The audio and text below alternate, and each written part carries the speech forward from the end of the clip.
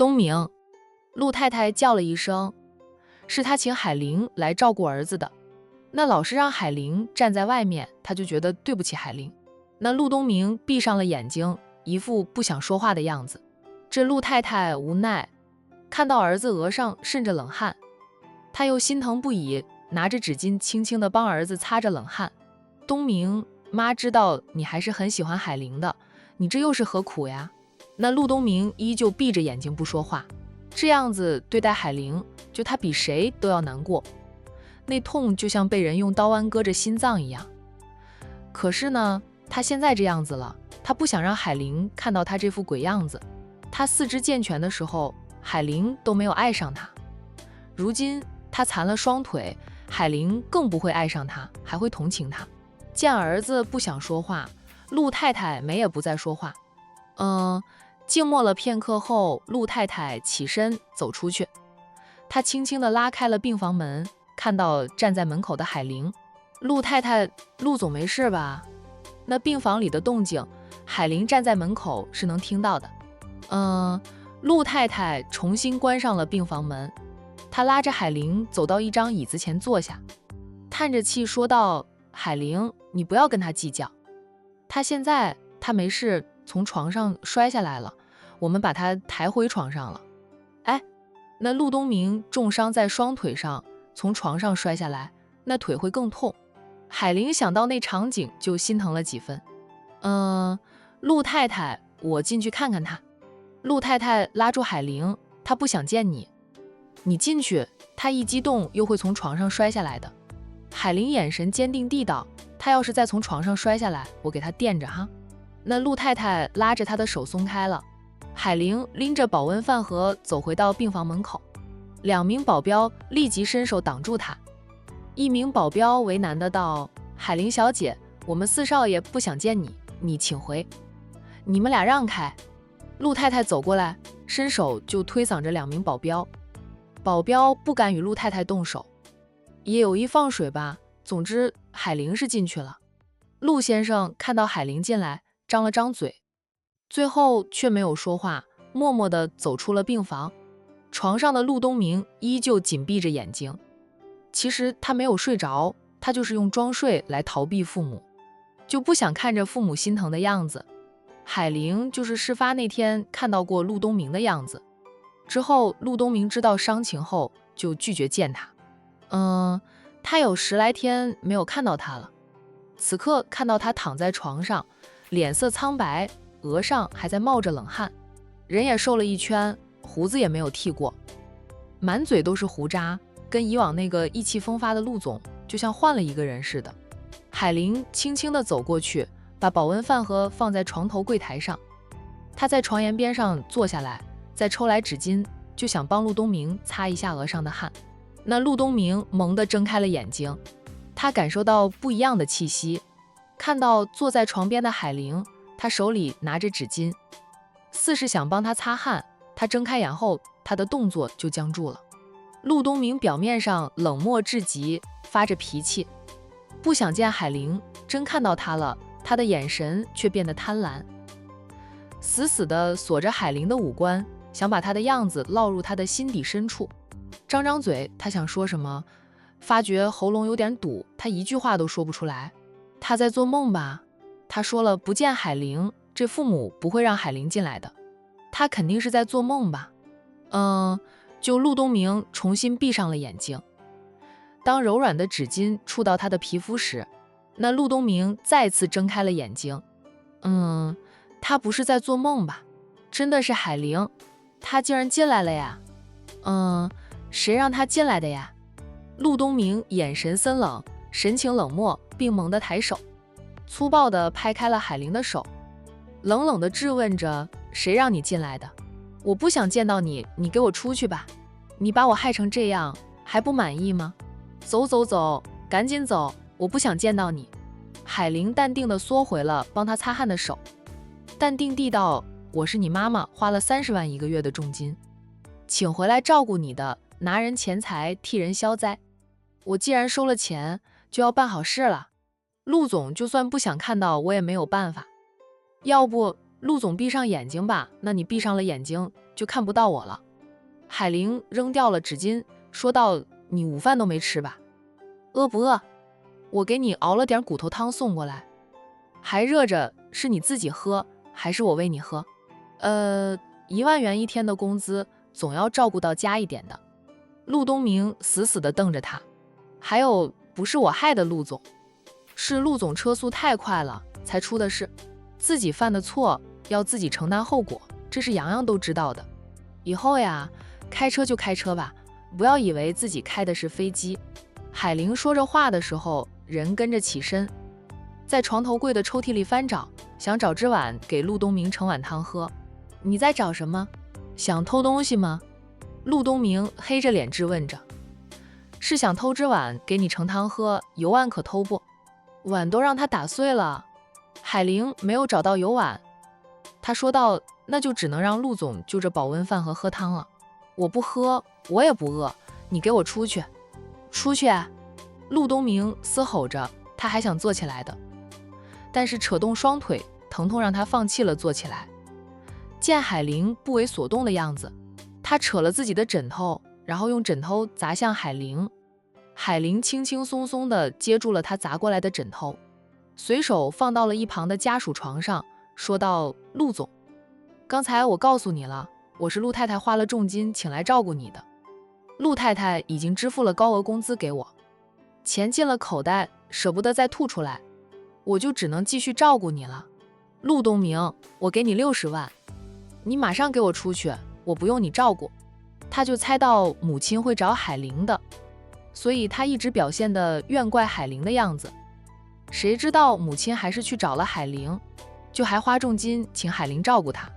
哎，这是天掉馅饼了，有这么好的事啊？不过我向来脚踏实地，不相信天掉馅饼的事。我还是老老实实的拿着陆太太给我的10000元日薪照顾陆总吧。陆东明拍着床：“海玲，你给我出去！出去！我不想看到你！你们进来把他给我轰出去！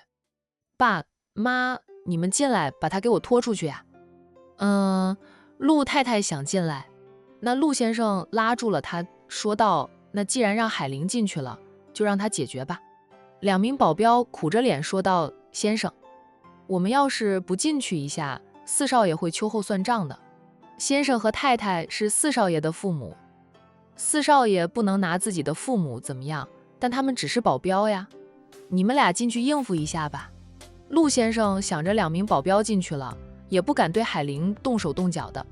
别看陆东明恨不得把海玲丢出去的样子，真有人对海玲动手动脚，他比谁都急，都心疼。就2名保镖进去了，看到海玲搬来了一张椅子，就坐在床前，静静地看着他们4少爷在拍着床，又拿他没办法的样子。把他给我轰出去，以后不准让他进来。陆东明看到2名保镖进来了，停止了拍床，指着海玲，让保镖把海玲轰出去。那海玲扭头看着2名保镖：“你们要是能把我敲晕，抬我出去就动手；要是敲不晕我，你们出去。他们你看我，我看你的。然后呢，你推我，我推你，谁都不想主动上前去劈晕海玲。开玩笑，这可是4少爷的心头肉，他们哪敢劈晕海玲呀？你们谁动手？他。”2名保镖都指着对方。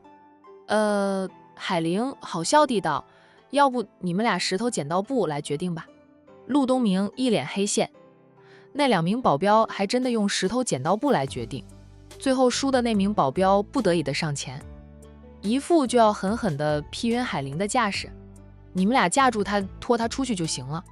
都不等保镖动手，陆东明就说话了：“4少爷，海玲小姐是战大少奶奶的姐姐，我们实在不敢冒犯她呀，我们架住她，就是碰到她了，万一战大少奶奶说我们占海玲小姐的便宜，我们真是跳进黄河都洗不清。”保镖苦着脸说道：“4少爷，你也知道的，战少宠妻成狂，战大少奶奶一句我们占了海玲小姐的便宜，我们就完蛋了。4少爷，看在我们为陆家服务了那么多年的份上，你就救救我们吧。说实在的，他其实也不想让2名保镖碰到海玲。海玲，你到底想怎么样啊？你要是想看到我狼狈的样子啊，已经看到了，你可以出去了。陆东明换上了哀求，求求你，出去行吗？我不想看到你啊。2名保镖听着4少爷的话，知道这里是用不到他们的，就悄悄的一点点的往后退，就退着退着就退出了病房。那病房里还是只有陆东明和海玲2个人。你想我出去也行，先把保温饭盒里的补汤喝了，喝完后我就出去。不过是暂时性的呀。他既然决定要照顾陆东明，让他认真医治双腿，就要坚持到底。就不管陆东明说什么，他都是左边耳入，右边耳出。就只要陆东明不冲他动手，他都不怕。被他骂几句，又不会少块肉。那陆东明黑着脸瞪他，你瞪吧，瞪吧，我也不怕你瞪。1万元1天的日薪呀，我去哪里找这么高工资的工作？看在钱的份上，你把我瞪成了黄蜂窝，我也不怕的。海玲拿过保温饭盒，打开了盖子，问着床上的黑脸包公，是陆总自己喝，还是我喂你？扶我起来。陆东明黑着脸命令他。好嘞。海童爽快地答应。他起身把保温饭盒放回床头柜台上，然后就去挽扶陆东明坐起来。陆东明牛高马大，虽说瘦了1圈，还是很重的。他有意自己不使力，都由海玲出力。海玲上次受伤，养了几个月才完全好。他养伤的时候是没有干重活的，力气就不如以前了。他费了很大的劲儿才扶起陆东明。陆东明也难受，他力气不够啊，他腿痛也难使上力。一开始他的确是故意不使力的，后来他就想快点坐起来，不想被他又扶又抱又揽的，那都难把他扶坐起来，他就赶紧配合他了。主要是他就受不了他的亲近，就这是他最爱的女人呢。陆总，这样子你的腿会不会很痛啊？陆东明脸色难看，怎么不痛啊？动一动都会痛。对不起，是我力气不够，无法一下子就把陆总提起来。哦，是扶起来。海玲喘了几口气，然后从床尾那里拉起了床边的护栏，再把供病人吃饭的小桌子支起来，才把保温饭盒放在小桌子上。陆总，你尝尝这汤的味道合不合适？陆东明淡淡的道。汤匙有的，帮我找汤匙出来。海玲哦了一声，她刚才找碗的时候是看到汤匙，找到了汤匙，清洗干净后呢，才把汤匙递给他。陆东明折腾了这么长时间，觉得饿了，但他还是冷着脸说道：我喝完了汤，你马上就给我出去。我会出去一下。陆总，你快喝汤吧，趁热，一会儿凉了就不好喝了，喝了还会拉肚子。海玲催着他赶紧喝汤。哇，瘦了那么多，得好好补补呀。等到陆东明开始喝汤了，海玲温和地道：陆总，我们都是关心你的，并非来看你狼狈的样子，你的伤也能好起来的，医生都说你能康复如常的，你不能自暴自弃。陆东明抬头瞪他，冷冷的道：你再说话我就不喝汤了。好好好，我不说，你喝，你慢慢喝。陆东明低头重新喝汤，就不知道是他太饿了，还是他熬的汤好喝。他喝了几口后就停不下来了，一直喝，把1饭盒的骨头汤都喝完了，连渣都吃了个精光。怎么样，好喝吗？海玲温声问着。那陆东明却说：你现在可以出去了。海玲笑，拿过了保温饭盒，起身对他说道：陆总，你看着哈，我现在就走。说完，他拿着保温饭盒走了。出了病房，他去茶水间那里接了点开水，然后回来在洗手间里清洗着保温饭盒。洗好了饭盒后，他又进了病房，就边把保温饭盒放下，边说道：陆总，我又来了。这女人，就是气他现在走不了路，拿他没办法。陆东明深呼吸，再深呼吸，告诉自己不要生气。这个女人呢，一点都不在乎她生气是否。刚才她气得猛拍床，要她出去的时候，她都能气定神闲地坐在她的床前，看着她猛拍床的样子。她气得半死，她却气定神闲，甚至像看猴子表演一样看着她。陆东明要脸的呀，他不想再像刚才那样在海玲面前丢脸。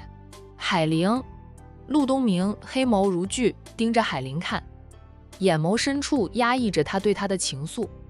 他冷冷地道：你也看过我现在的样子了，我也不需要你照顾，你可以离开。海玲走过来，还在床前的那张椅子上坐下来，微笑地看着他。他瘦下来后恢复了婚前的高颜值，他的笑容很美，也带着安抚。那陆东明满腔的怒火不由自主地压了下去。陆总，你听力和理解能力没问题吧？海玲问着他。陆东明冷着脸说道：我是浑身有伤，但没有影响我的听力和理解能力。他身上的其他伤都有好转，那唯独重伤的双腿现在还是很痛很痛。那就好，我想着陆总的听力和理解能力都有问题的话，那我就要向陆太太加钱了。我一进来就跟陆总说过了，我是你妈妈重金请来照顾你的，你可以把我当成护工来看待。陆太太给我的日薪是1万元，上班8个小时，晚上不需要我上班，我自然就会下班离开，都不用陆总赶我。现在我走的话，我怕陆太太会扣我的工资，所以为了我的工资着想，我只能在这里守着陆总了。1万元一天的日薪呢，顶我早餐店2、3天的流水了，很值钱的。他敢说他1分钱都不肯要。不过母亲还真有可能跟他说了，给他1万元一天，请他照顾他。我知道陆总不想看到我，陆总喝了那么多汤，应该也不会饿了，陆总可以闭目养神了。你眼睛闭上，就算我在你面前晃来晃去，你也看不到我的。他还是现在才知道海玲的口才一点都不差，那张嘴利得很。他愤恨地闭上了眼睛，还真的不想看海玲。海玲坐了片刻呢，便起身走到家属床前躺下。他忙了一上午，也累了呀。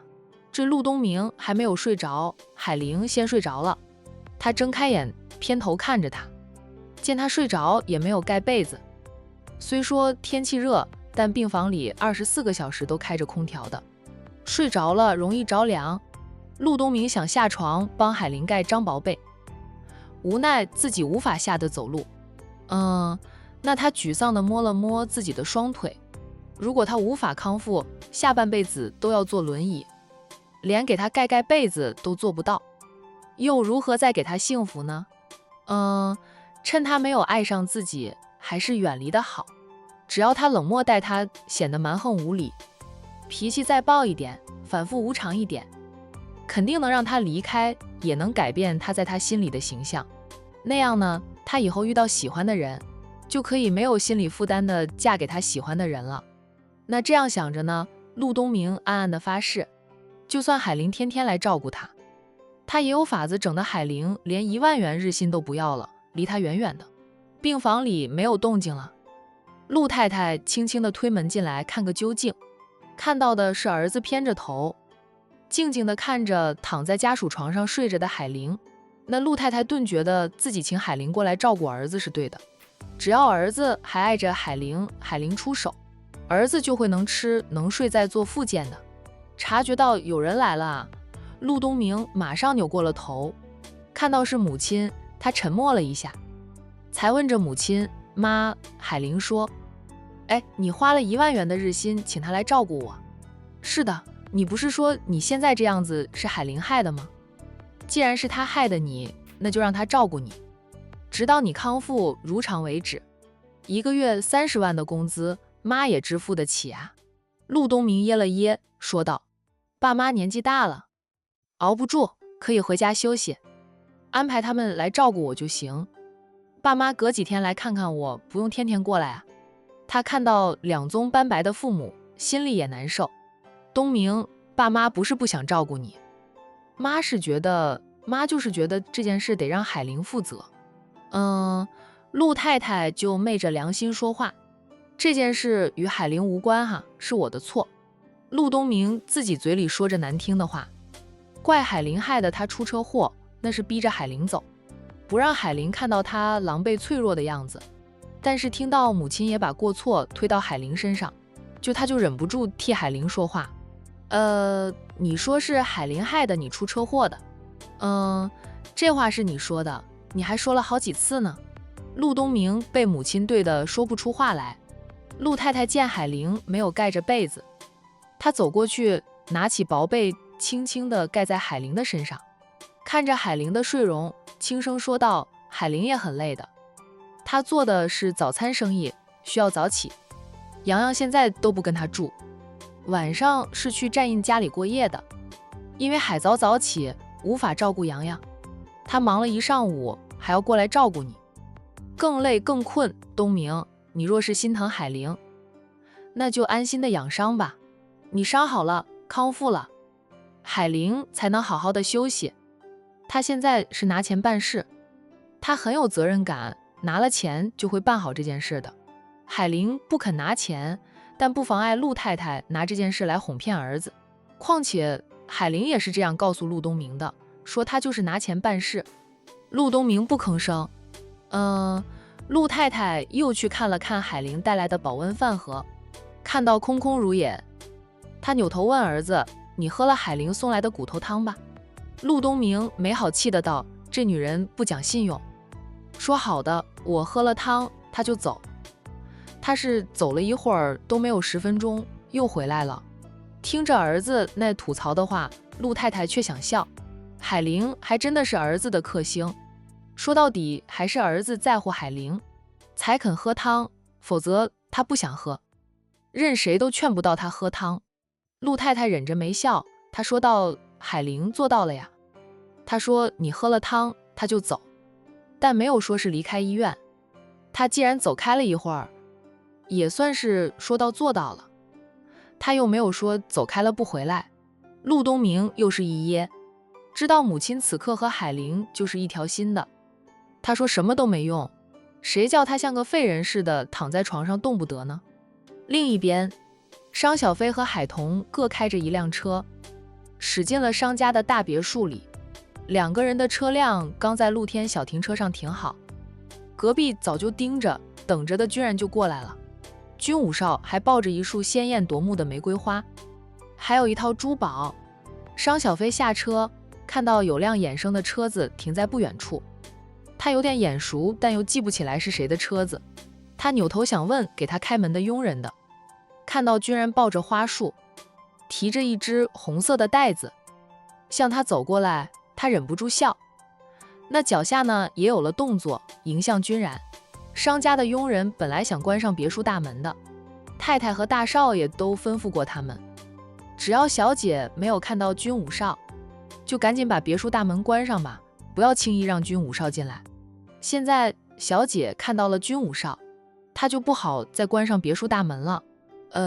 军然，你还在这里啊？军然从 A 市过来后，2个人一起吃了一顿饭。军然需要忙上一段时间，商小飞很识趣的没有去打扰他的工作，况且他和海童也忙得团团转的，那忙着事业时的确没有太多的心思去想爱情的事。我刚过来的呀。军然走到商小飞的跟前，把那束鲜艳夺目的玫瑰花递给商小飞，说道：我从公司过来，路过花店，看到花店里的玫瑰花特别漂亮，给你买了一束。你要是觉得不漂亮，是不是就不给我买了呀？商小飞边接过花束边打趣着他。军然笑，也不是，只要我在管城，我天天都会给你送花的，就算我不在。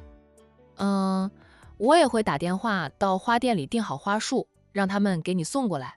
那他回 A 市那段时间就是这样做的，人不在管城，但对他的追求不会断。军然再把那套珠宝递给商小飞，说道：这是我大嫂在望城开的珠宝店里新设计出来的款式，目前还没有上市的，我从我大嫂那里拿了一套过来给你。商小飞再次接过那套珠宝，就你大嫂不是在坐月当中吗？还能打理着珠宝店的生意？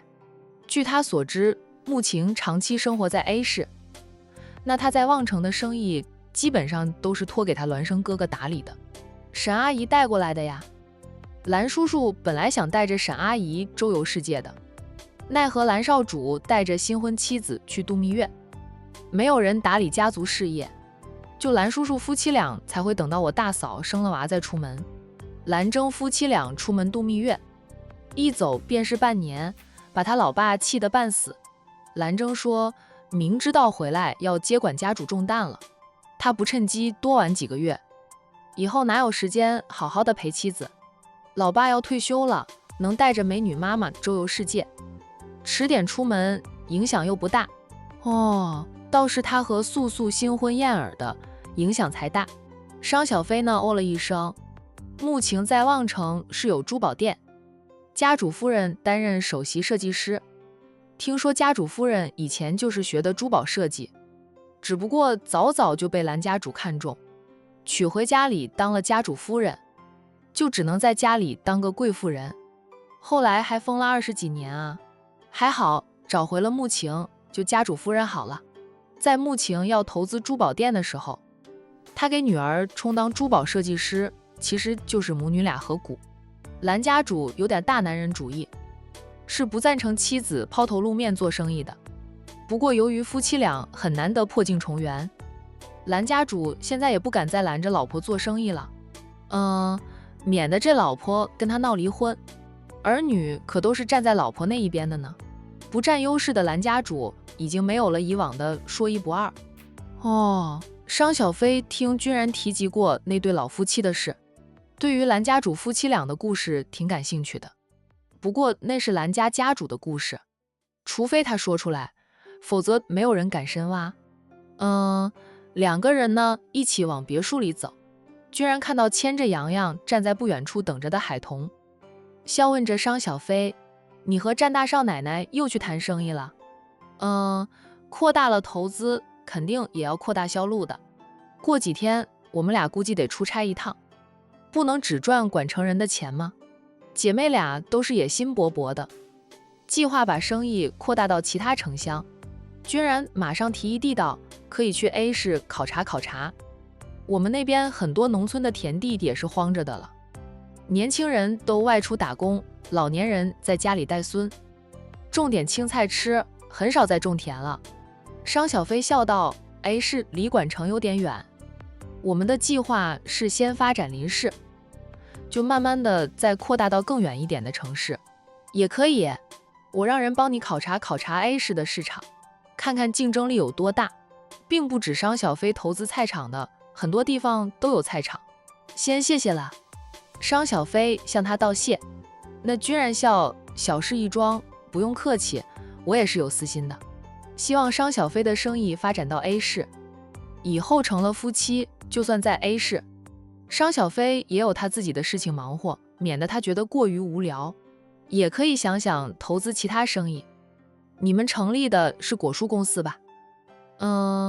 有了蔬菜也可以种种果，那样才名副其实嘛。”商小飞答道：“种果回报的慢一点，而且水果的收成没有种菜的保障大，有时候风不调雨不顺的，容易没有收成。我再想想其他投资。”商小飞既然踏入了这个圈子，自然不会止步于一个项目的。不说他，海童也是野心勃勃啊。战印有时候都抱怨姐妹俩现在钻进了钱堆里，只想着怎么样发展生意，赚更多的钱，他们还都不缺钱的呢。商小飞觉得他和海童是喜欢那种成就感。君武少，海童在两个人近前了，他笑着和君然打招呼。那洋洋也礼貌地叫了一声君叔叔。君然上前2步抱起了洋洋。有一段时间没有见着洋洋，君叔叔可想洋洋了。洋洋看着君然说道：“洋洋也想君叔叔。那君叔叔，你最近去哪里了？”君叔叔回家一趟，因为君叔叔当亲叔叔了，家里添了2个可爱的小宝贝。洋洋很感兴趣地问：“君叔叔怎么不带2个可爱的小宝贝过来让洋洋看看？”洋洋也喜欢可爱的小宝贝。君然笑道：“小宝贝现在还很小，不适合出门，等小宝贝长大一点了，君叔叔就带他们过来和洋洋玩，到时候洋洋可得和2个小宝贝玩哦。洋洋猛点头，承诺着我会把我的玩具送给他们玩的。洋洋真好，君叔叔替2个小宝贝谢谢洋洋。洋洋开心地笑着。君然放下了洋洋，海童便牵过外甥，与商小飞他们一起进屋里去。商太太听说海童和洋洋来了，原本是很开心的，甚至亲自迎到屋门口，满脸都是笑容。但看到君然也一起的时候，商太太的笑容就敛了起来。就这个男人有一段时间没有登门的了。商太太还以为他知难而退，后来才知道是君家的大少奶奶生孩子了，君然是当亲叔叔的。那回去看刚出生的侄儿女，并非是知难而退，这不，君然一回到管城，没2天啊，又厚着脸皮登门。大姨、姨婆，海童和洋洋一前一后的问好。阿姨，君然一含笑的问好。商太太瞪了君然2眼，然后面向洋洋，弯下腰去抱起洋洋，露出了笑脸。洋洋好久没有来姨婆家里玩，姨婆可想洋洋了，今天要在姨婆家里吃饭哦。洋洋奶声奶气地说道。我也想姨婆啊，说着还朝商太太做了一个飞吻，就逗得商太太乐呵呵的。她抱着洋洋转身就往屋里而回，并没有搭理君然。海童看了君然一眼，见君然神色不变，俊脸上依旧挂着惯有的微笑。战印说追妻的时候，脸皮能和城墙比一比，还是男人了解男人呀。海童跟上商太太的脚步啊。商太太轻声向外甥女抱怨，幸君的脸皮是真厚呀。海童也小声说道，说明君武少对小飞是真心的，真的很喜欢小飞，为了小飞，脸皮算得了什么？要是因为大姨不喜欢他的到来，他就真的不来了，就对小飞的感情就是假的。你们就替他说话吧，说再多他的好话，我都不赞成他们俩在一起，太远了。大姨，你也别拦得太狠，小飞不是小孩子，他心里有数的。我觉得小飞看人的眼光很准啊，他喜欢的男人都是很优秀的，是大家公认的好男人。商太太噎了噎，却无法反驳外甥女的话。小飞喜欢过的男人统共就2个，一个成了他的外甥女婿了，另一个就是跟在他身后进来的，总是说话带笑的君然了。半晌，商太太无奈的道，我哪敢拦得太狠，那陆太太是我的前车之鉴，我现在只敢动之以情，晓之以理的，不敢强制性的阻拦。君然又从 A 市过来了，他得去找唐永安帮个忙。他极力撮合唐永安和小飞，2个人都不来电。唐永安并不比君然差，各方面也很优秀，又是管城本地人。小飞要是和唐永安在一起，他绝对是举双手双脚赞成的。那商太太看唐永安是丈母娘看女婿，越看越喜欢。你姐呢？商太太问及海玲，海童呢便把陆太太找姐姐帮忙的事啊告诉了大姨。商太太抱着洋洋在沙发上坐下来，沉默了一会儿后，叹口气，自己觉得问心无愧就行。海童说道，我也是这样对我姐说的，你姐她，商太太觉得大外甥女在感情上总是吃苦头，话说了一半，终究是没有说出来。陆总还是不肯见人吗？商太太关切地问了句。我和战印过去，他都不肯见。战印发信息给他，他也不想回复，电话也不接，钻牛角尖，就总觉得我们看他就是在同情他。商太太又是叹气。小飞和君然手拉着手进来，商太太看了2眼，君然松开了手。未来的丈母娘还没有接受他，当着商太太的面前，他和小飞不要过于亲近。商小飞请君然坐下后，自顾自地抱着花束走开，把花束插放在一个大花瓶里。那君然送给他的那套珠宝，他也先拿回房间里。等他下楼时，看到楼下众人聊得颇欢，主要是有洋洋在场，他母上大人生怕会带坏洋洋，不敢说一句重话。海童和洋洋在商家逗留了半天，用过了晚饭，海童才带着外甥离开。战印晚上有应酬，发信息跟他说，估计要深夜11、2点才能回家。让他先睡吧，不用等他。海童便带着洋洋去公园玩啊，又去逛街。晚上9点左右才带着洋洋回到山顶别墅。洋洋还是个孩子，玩了1个晚上，累了，洗完澡就自己爬上床梦周公去。海童等他睡后呢，便进了书房里忙他的事。战印是说不用等他，他却不由自主的就想等他回来。他还没到家，他都会惦记着他，担心着他。